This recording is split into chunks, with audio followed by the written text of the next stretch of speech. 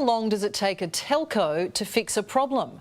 According to the regulator, on average, 6 days. How about 12 years? That's how long some of these residents have been waiting, living in a reception black hole.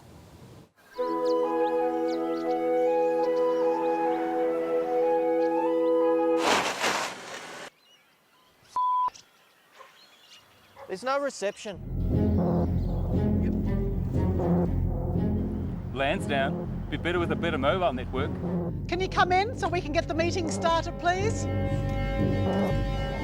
There's no point calling to let them know you're running behind, but compared to some, we're not really that late to the party.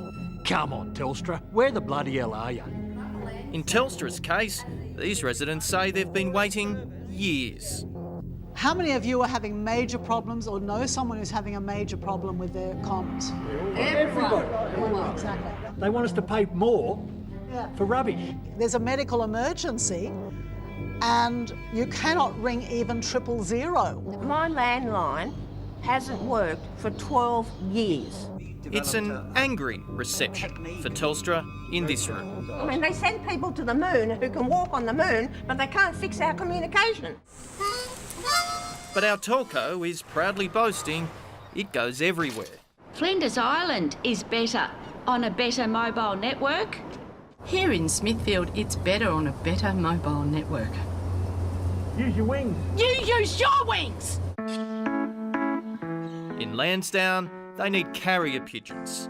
This place on the New South Wales mid-north coast has mobiles with no bars, landlines with no dial tones, and the internet's patchy. What do they call this place? The Great Black Hole? Oh, they bloody may as well. All we want is service. This isn't the outback, is it? It's far from the outback. I mean, we're 20 minutes from Taree. An area close to a major regional centre, surrounded by bush and a massive river that's seen its fair share of natural disasters. Bruce, there's an obvious question here. How do people call the fire brigade when there's a fire if they've got no phone reception? They can't. Not only does the local RFS rely on smoke signals, that's not a joke. The captain, Bruce, says sometimes even his crew doesn't arrive in an emergency. We get notified via pager or via an app on our phone through the RFS. If they don't get that alert, they don't come to the station, so we go with what we have. One thing's for sure. Lansdowne would be better on a better mobile network. Righto, you three, out of the road. You won't find Irene and Adrian in any advert promoting Telstra. What contact have we got?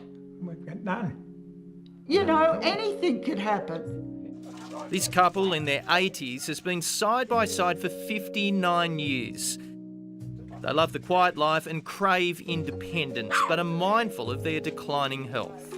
I've looked after him this long and I don't suppose I'm going to turf him out now. We've had tough times, but we've always had each other. Yeah. And I think if you've got a relationship like that, you can get through anything. That's right, even not having a mobile phone that works. Yeah. Bloomin' mobile phone. That is a very sore point. Because when he was so sick, when I needed the phone to be able to contact the doctors, you couldn't get them. Their connection is intermittent. On this day, there's none. So this is your daughter's trick, is it? Yep. No matter where you go. She got service here. Yep. Any luck? No. No lottery ticket today. No. They've written to MPs, had multiple Telstra workers get in touch, but no one's found a solution that doesn't involve the pensioners paying thousands. Is anyone listening? No. No. They don't care. They're a big conglomerate. They can do what they want, and that's all that it amounts to.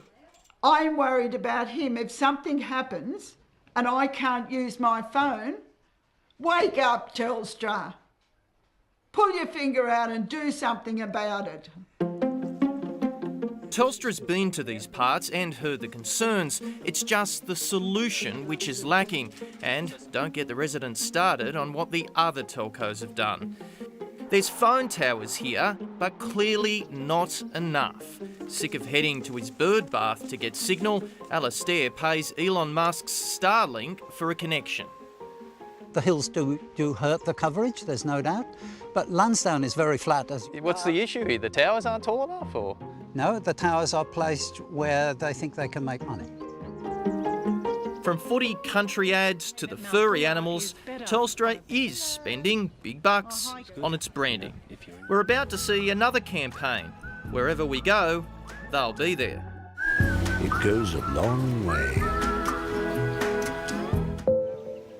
But even 100 kilometres up the road, closer to Newcastle, Stroud has the same issue.